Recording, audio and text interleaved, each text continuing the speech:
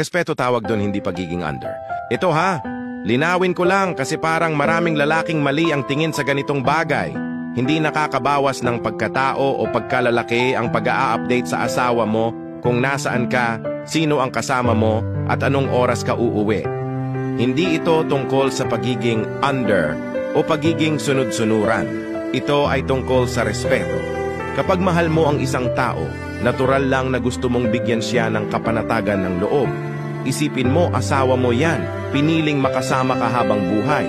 Ang pagbibigay ng impormasyon sa kanya tungkol sa ginagawa mo ay simpleng paraan para ipakita na importante siya sa'yo. Hindi lang ito usapin ng transparency, kundi ng tiwala. Kasi kapag bukas ka sa kanya, mas nagiging matibay ang relasyon nyo.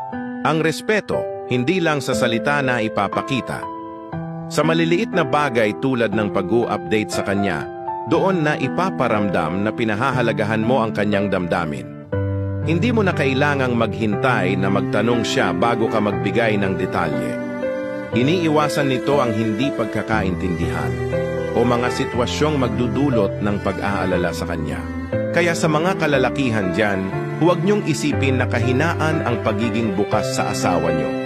Iyan ang tunay na basehan ng isang matatag at malusog na relasyon, ang respeto, tiwala at malasakit.